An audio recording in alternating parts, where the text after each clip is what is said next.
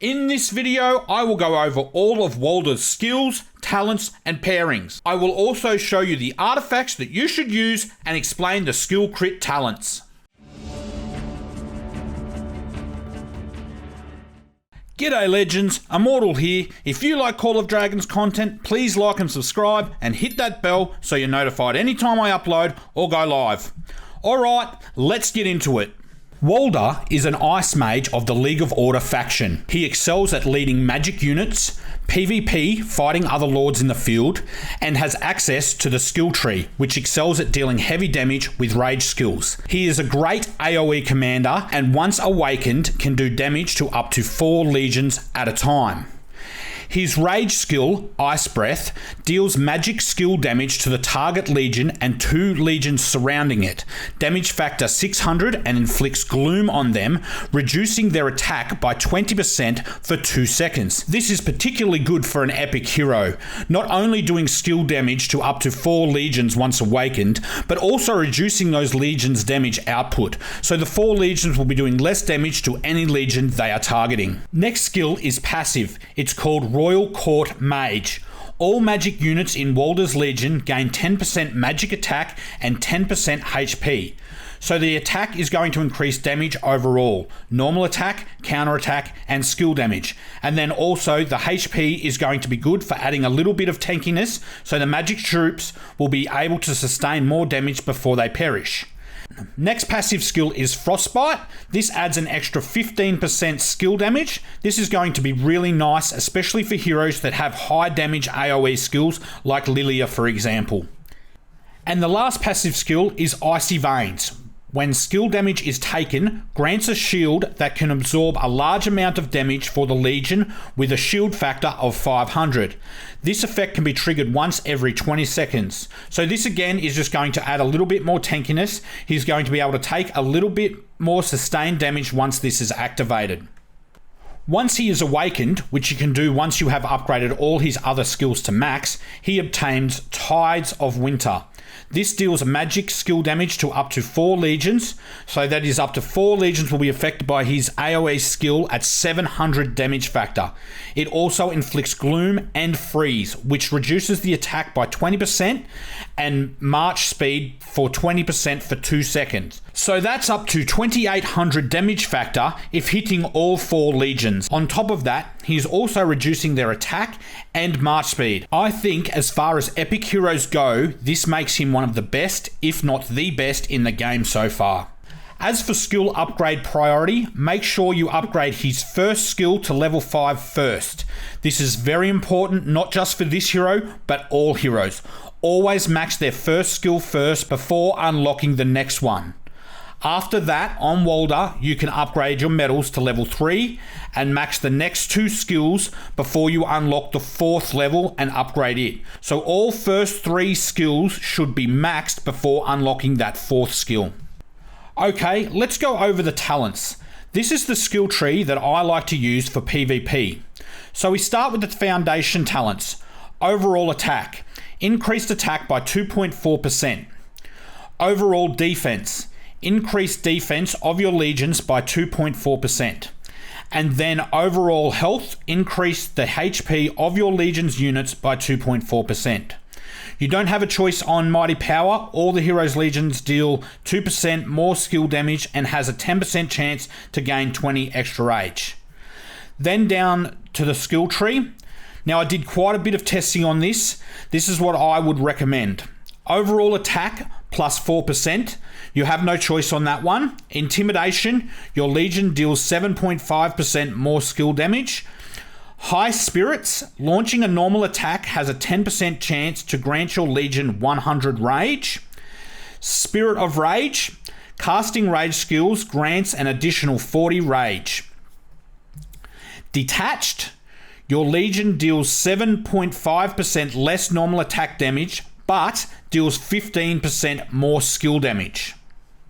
Now, there are 2 ways you can go here. You can either go down Egoism, which gives you up to 7.5% less skill damage, and then into Encouraging Dance with an extra 10% chance to gain an extra 100 rage. This path is for extra rage gen, so you can fire off those skills more frequently. Secondly, which is where I've gone, you can go across to focus.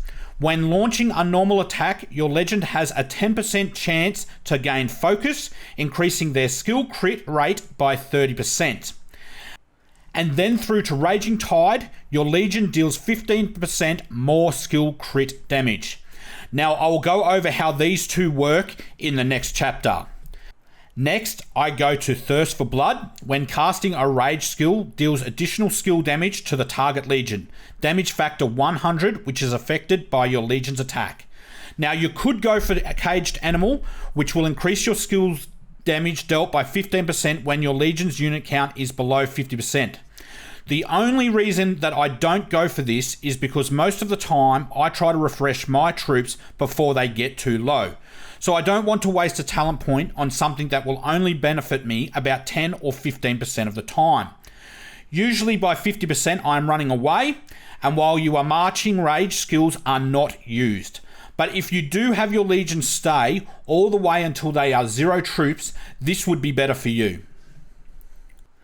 Now onto the PvP tree. This is where I probably differ in opinion to a few people.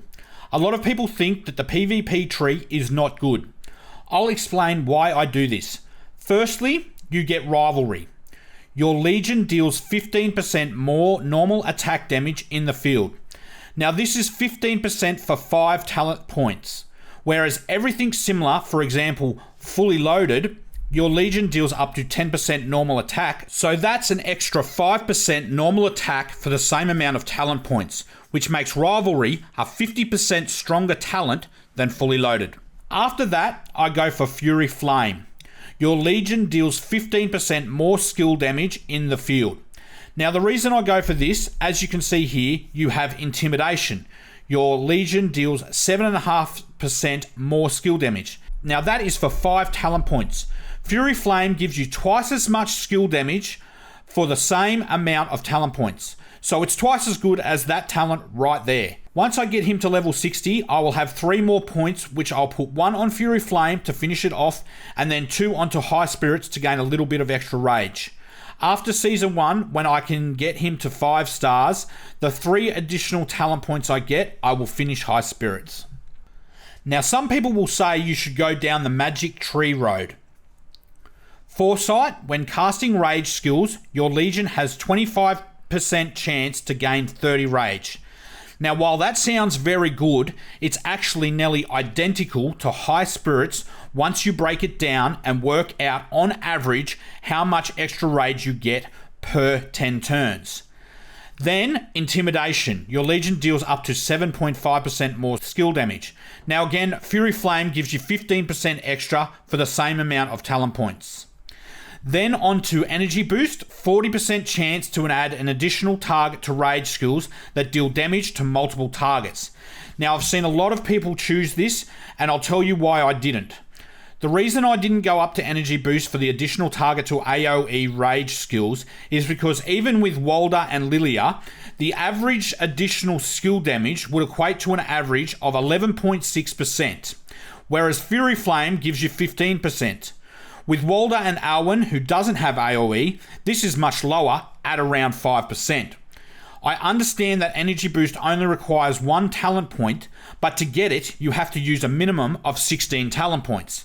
Also, with Energy Boost, if you are in a fight with only 2 or 3 legions, this is useless to you. It's a complete waste. Whereas Fury Flame is always an additional 15%. You always have it, it's always there. It's always consistent, and it's always 15% in every single situation that you're in. Whereas something like Energy Boost will only be used intermittently. And also, it has to be in sustained fights with more than 4 targets at a time. So you have to have at least 5 targets there.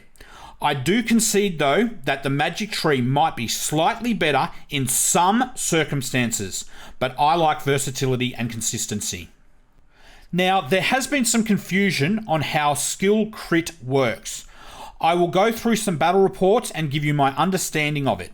After testing it for about 50 battles, before you can get the skill crit damage, you first have to activate focus.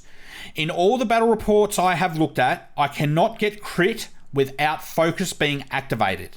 It has a 10% chance to activate during a normal attack and lasts for 5 seconds.